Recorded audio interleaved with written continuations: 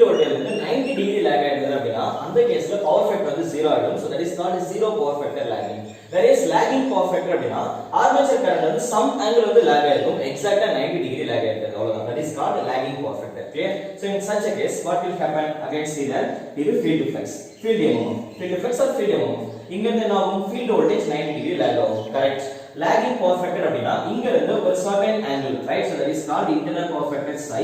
ஒரு certain angle armature current வந்து இங்க lag ஆகும், right? So armature current இங்க lag ஆனதுக்கு அப்புறம் see armature current எங்க இருக்கோ அங்க தான் armature flux develop ஆகும். அப்படினா mmf develop by armatureம் armature current in phase ல வந்துரும், right? வந்ததுக்கு அப்புறம் இப்போ இந்த armature flux வந்து நம்ம ரெண்டு காம்போனன்ட்டா வந்து பிரேக் பண்ணலாம், right? So இது என்ன பண்ணலாம்? இது வந்து vertically project பண்ணீங்க அப்படினா you will get some terms in terms of cos theta. Again இது நீங்க horizontally project பண்ணும்போது some value in terms of இங்க sin theta, இங்க cos theta, இங்க sin theta, right? So அது நம்ம vertically horizontally நம்ம project பண்ணோம் அப்படினா இங்க என்ன ஆகும்? எந்த term வந்து horizontally வருதோ see that இங்க armature flux வந்திருக்கு. இத நான் vertically horizontally project பண்றேன், right? அதாவது நம்ம பிரேக் பண்றோம். பிரேக் பண்ணோம் அப்படினா என்ன வரும்? phi a2 is equal to actually phi a into some value cos theta. அதே மாதிரி இங்க என்ன வரும்? phi a into sin theta அப்படினு வரும். clear? So அத ஃபைண்ட் பண்ணதுக்கு அப்புறம் next just observe in case of lagging power factor some amount of flux, right? Some amount of flux is opposing field flux, whereas some amount of flux is creating cross magnetization effect. See that இத நம்ம பார்ஷியலா break பண்றோம் அப்படினா இதுல ஒரு of வந்து என்ன எப்படி இருக்கு அப்படினா armature flux உம் field flux உம் ஆப்போசிட்ல இருக்கு. So that is called partially demagnetization effect. ஃபுல்லாவே demagnetization ஆகல, அதாவது the total flux உம் இதுக்கு ஆப்போசிட்ல வந்து அது fully demagnetization. Whereas out of this total flux some amount of flux creating partial is demagnetization effect. Why? Because both are opposite. That is called partially demagnetization effect. Clear? அதே மாதிரி இதுல some amount of flux வந்து எப்படி இருக்கு அப்படினா field flux க்கு 90 டிகிரில lag ஆயிருக்கு. That is called what? Partially cross magnetization effect. Clear? அப்ப இங்க ரெண்டு கேஸ் கிரியேட் ஆகும். One is cross magnetization, another one is demagnetization effect. Clear? Now what is the conclusion?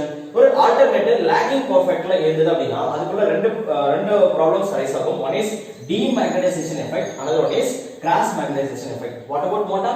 Motor என்ன பண்ணுவோம்? Again take field mmf, field flux ல இருந்து அடுத்து என்ன வரும்? field voltage. So field voltage field mmf ல இருந்து 90 டிகிரி lag ஆயிருக்கும். இது ஆல்டர்னேட்டர்ல. மோட்டார் வந்து என்ன பண்ணுவோம்? இந்த emf க்கு அப்படியே ஆப்போசிட்ல வரும். That is counter emf or back emf. இப்போ மோட்டாருக்கு emf ஈக்குவேஷன் கொண்டு வந்தாச்சு. இப்போ வோல்டேஜ் எங்க இருக்கோ அங்க இருந்து since we are talking about lagging power factor அப்ப கரண்ட் என்ன ஆகும்? some amount, right? So psi அப்படிங்கற ஆங்கிள்ல lag ஆகும். கரெக்ட்டா? திரும்ப இத நீங்க வெர்டிகலாவும் ஹரிசாண்டலாவும் ப்ரொஜெக்ட் பண்ணீங்க அப்படினா see that this is my field flux. Some amount of armature flux aiding, direction பாருங்க, aiding your field flux, that is called partially magnetization effect. This is called partially magnetization effect. See there under some amount of flux, inga some flux irukku, adukku field flux ku phase difference வந்து 90 degree, that is called partially cross magnetization effect, right? So what is the conclusion? In case of lagging power factor, right? Machine வந்து lagging power factor ல இருந்தது அப்படினா in case of synchronous motor we will have partially magnetization effect and partially cross magnetization effect, right? So this is all about lagging power factor, right? Now can you do one thing for me? இது வரைக்கும் நம்ம நடந்தது எல்லாமே உங்களுக்கு தெளிவா புரிஞ்சிருந்தது அப்படினா leading power ஃபேக்டருக்கு உங்களால phasor diagram வரைய முடியும். என்ன வரும் லீடிங் பவர் ஃபேக்டருக்கு? இந்த லைன் அப்படியே இங்க வரும். அத நீங்க ப்ரொஜெக்ட் பண்ணீங்க அப்படினா ஒரு ஆஃப் கீழேயும் ஒரு ஆஃப் மேலேயும் வரும். அப்ப என்ன வரும்? இங்க partially demagnetization effect வந்தது அப்படினா லீடிங் பவர் ஃபேக்டர்ல partially magnetization plus cross magnetization வரும். அதே மாதிரி இங்க partially demagnetization plus partially cross magnetization effect வரும். That is for leading power factor. So this is all about armature reaction of synchronous machine. So I hope you all understand the logic behind of the phasor diagrams, that is armature reaction. இதுல வேற ஏதாச்சும் doubts இருந்தா அப்படினா you can ask in the comment section.